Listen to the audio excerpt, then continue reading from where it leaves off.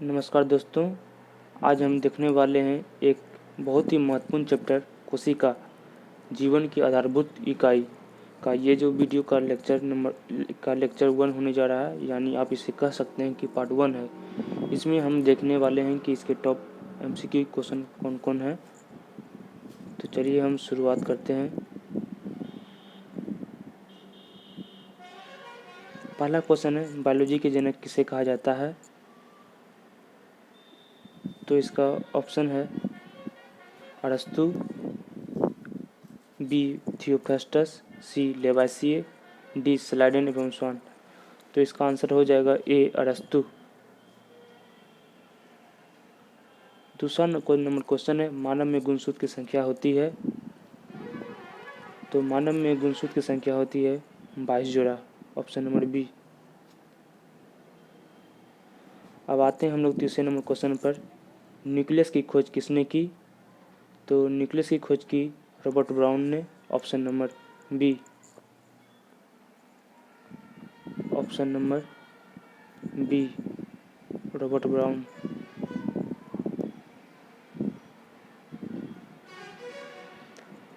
अब आते हैं क्वेश्चन नंबर 4 पे, जीन की खोज किसने की।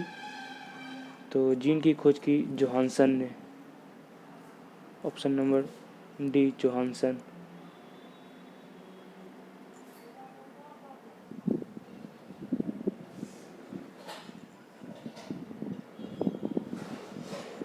अब आते हैं 5वें नंबर क्वेश्चन पे, राइबोसोम कितने प्रकार के होते हैं। तो राइबोसोम होते हैं 3 प्रकार के, ऑप्शन नंबर सी।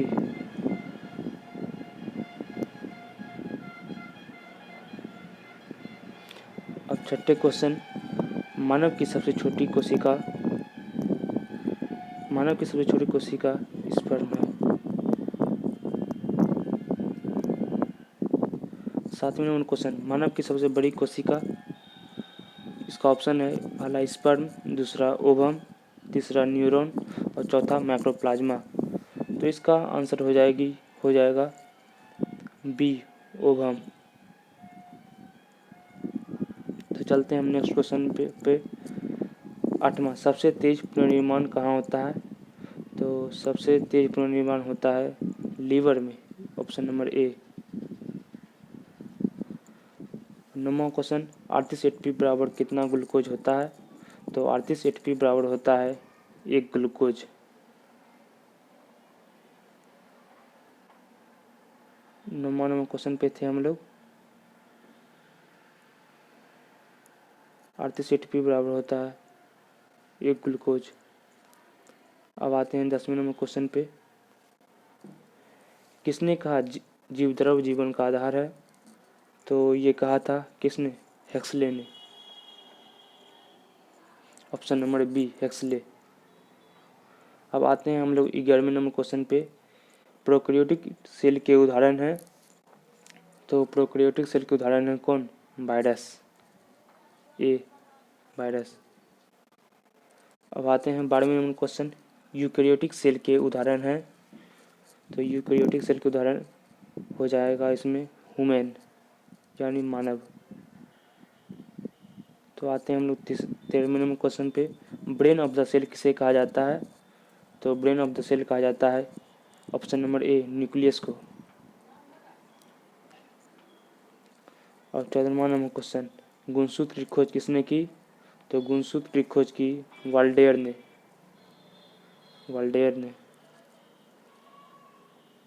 अब आते हैं हम लोग 15वां नंबर क्वेश्चन पे, डीएनए का डिजाइन किसने बनाया। तो डीएनए का डिजाइन बनाया था वाटसन और क्रिक ने, वाटसन एंड क्रिक।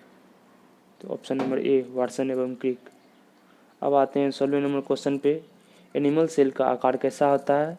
तो आप लोग जानते हैं कि एनिमल सेल का आकार होता है गोल, ऑप्शन नंबर ए गोल।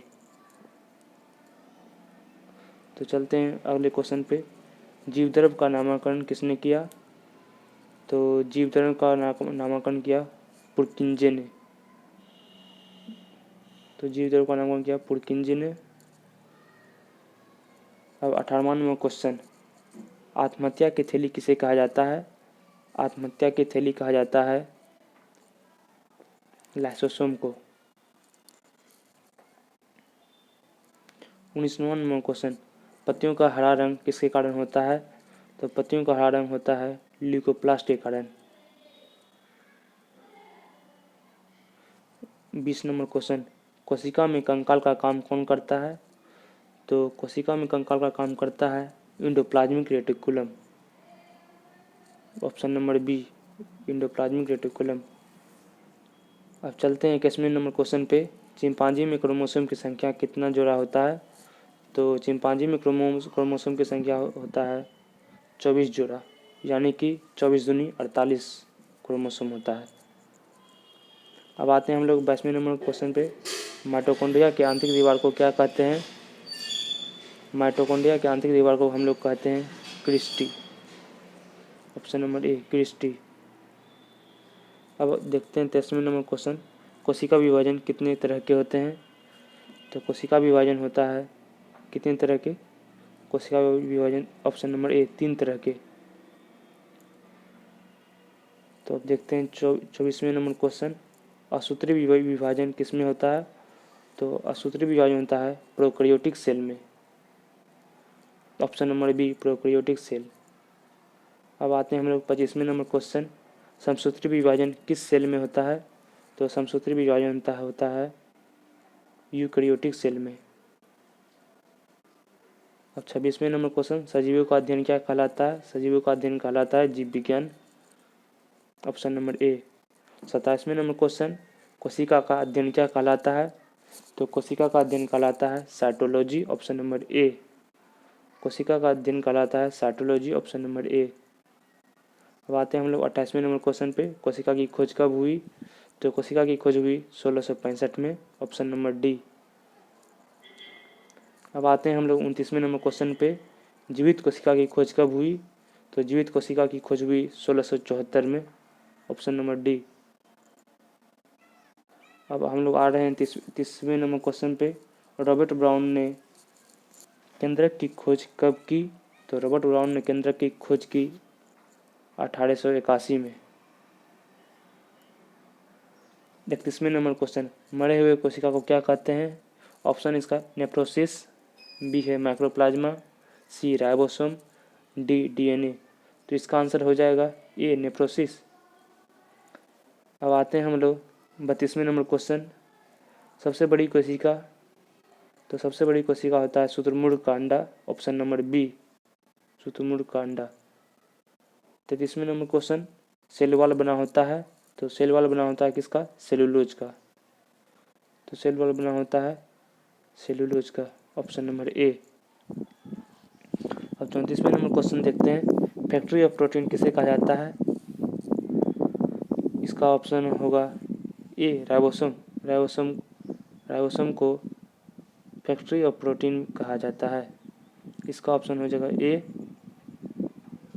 राइबोसोम।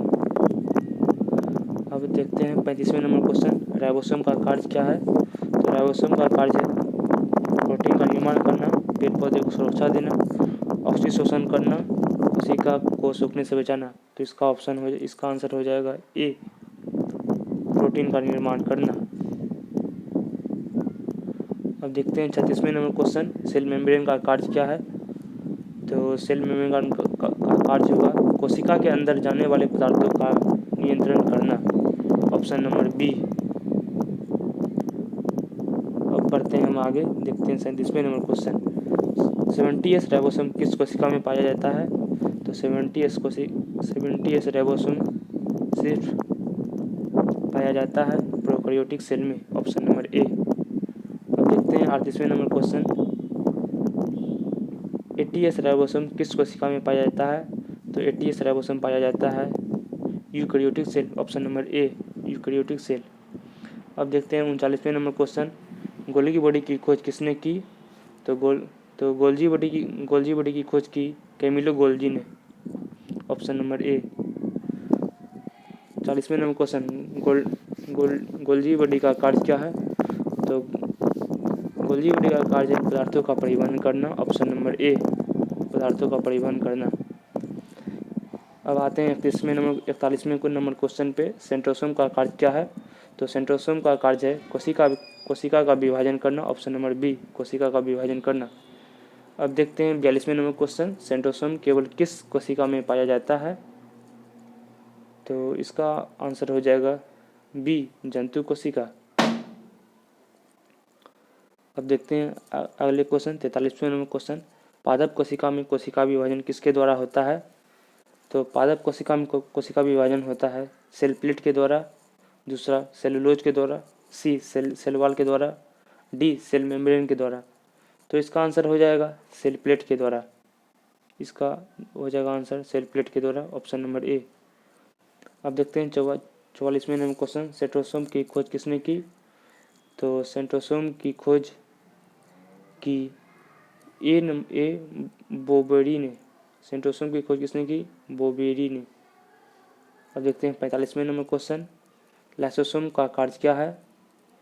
तो लाइसोसोम का कार्य है कोशिका के अंदर पाचन का कार्य करता है। कोशिका के अंदर पाचन का कार्य करता है। बी है कोशिका का विभाजन करता है।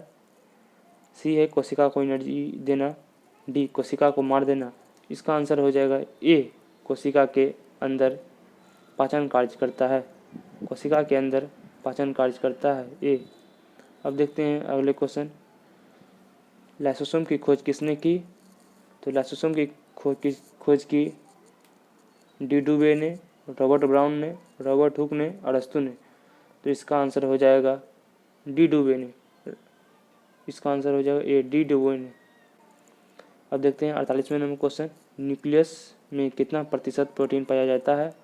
तो न्यूक्लियस में पाया जाता है ए 80,